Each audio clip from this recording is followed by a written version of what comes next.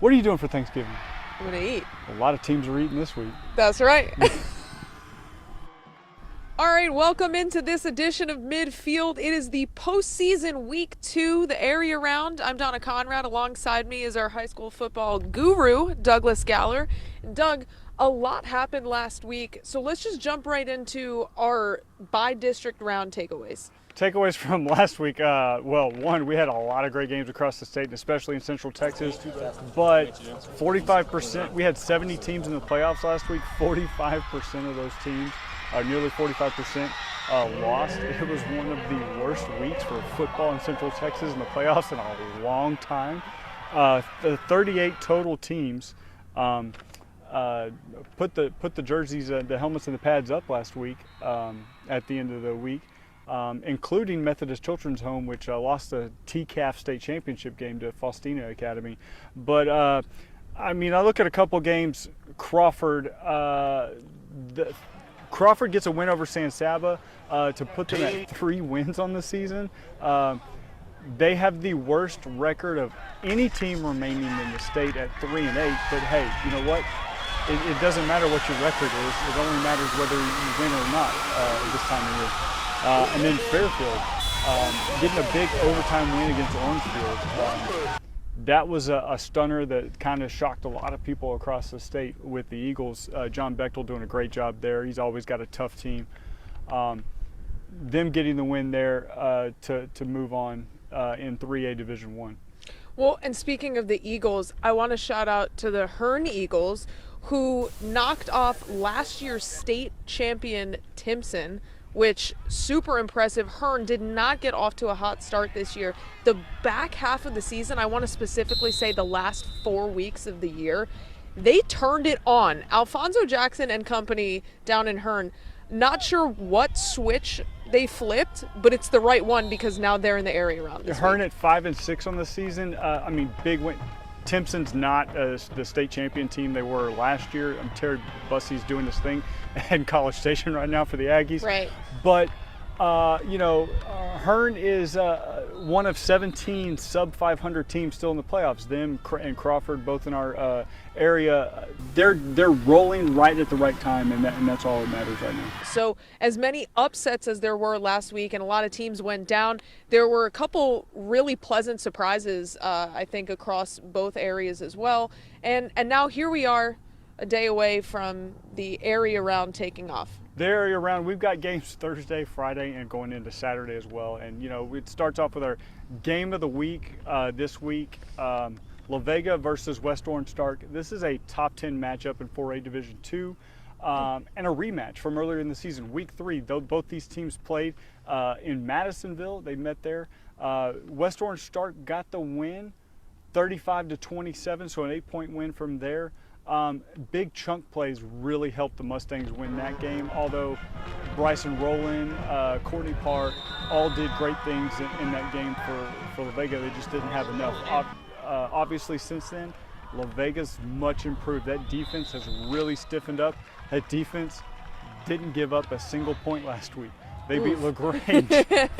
They only gave up 2 points to LaGrange, so somewhere they got a safety on them early. The La Vega offense, but other than that, La Vega's really rolling. Winners of 6 straight. West Orange Stark won 7 straight through the season. Had a Week 11 loss to Hampshire Finette in a district championship game there and lost that game. Like I said, this is number 9 versus number 10 in 4A Division II. And this is going to be a really great game down in Magnolia on Friday night. Yeah, I'm excited because, the La Vega Pirates seem to be really rolling now. These teams are very, I would say, similar in a sense of when you look at both sides of the ball, I think offensively and defensively, their numbers are pretty even. So I think going into this rematch, you figure it's a pretty even match. West Orange Stark got the win, earlier in the season, but who's to say what could happen now with both teams playing the way they are? Yeah, and really both teams are really battle tested right now. They've played some big time opponents. West Orange Stark even went down in classification, played a big time opponent in Newton, but they've also played up. They got a loss to Nederland. who beat P&G about 3 or 4 weeks ago. But La Vega's battle tested as well with losses like Salina, who's ranked in 4A Division One. So expect this game to be really close and come down to the wire, and whichever team wins this has got a real shot at going deep in the playoffs after this week. Absolutely. And then we didn't mention it in the open, but we are sitting at midfield at Hedrick Field, home of the Franklin Lions, and they know a thing or two about the playoffs. Been to the state championship game for the last 4 years in a row. The seniors here, the last time Franklin wasn't in a state championship game, they were in 7th grade. So it's kind of old hat. They know what they're doing. This is their time to shine. And probably playing in one of the toughest regions in all the state, pound for pound. You've got the likes of Franklin, Columbus, Hitchcock, Palestine, Westwood, all in this region. Yeah. And so whoever comes out of this region's got a real shot at, it's probably the favorite to win the state title. I would imagine, right? Especially with Columbus and Hitchcock, like you said, those are big-time players. I know Malakoff, obviously reigning state champion, not in this region, but like you said, whoever comes out of this region should likely make it to AT&T. And I think when you look at Franklin's, first of all, playoff experience, like you said, this senior class, and actually this entire across the board, everybody that's playing on this Franklin team knows nothing but we go to AT&T at the end of the year. They don't know anything other than that. Every single year that they've been here, they go to AT&T for that state championship game. And I think, you look at, there are upsets, there are things that happen, but Franklin knows exactly what it takes to get there, and they do it year in and year out. So I think playoff experience for them is a big deal. I also, when you look at, they're playing die ball Thursday night in Tomball, and we just caught up with Jaden Jackson and Noah Tart, and both of them, they're familiar with die ball. They've played them, I believe, 4 of the last 6 years, and probably a couple more times over the last 10 years. That's before their tenure. But, they are a familiar opponent, and so I think it should be interesting. I think this game will be a tough one, but I don't think that it's tough enough that Franklin doesn't come out with a W. We talked to the players earlier, a couple of the players, and we talked about how this game's gone in the recent years past, and it's not been just a game that they take for granted and they can just roll over the Lumberjacks.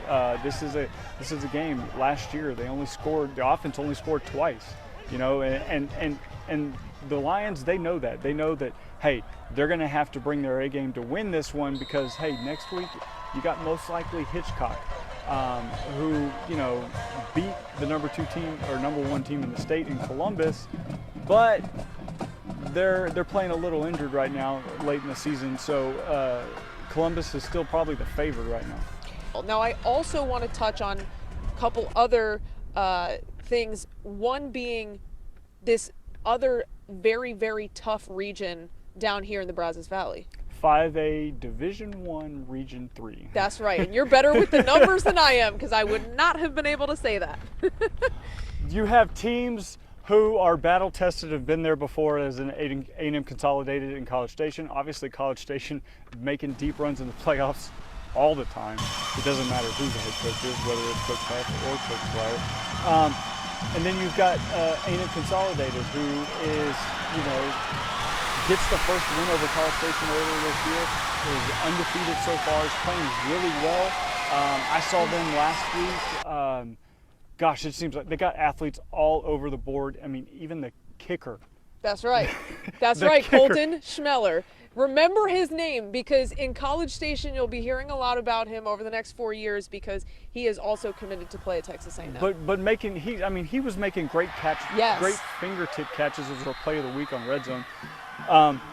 But you've got teams like Lufkin, who, they've got tradition going with their great runs in the 80s and things like that, but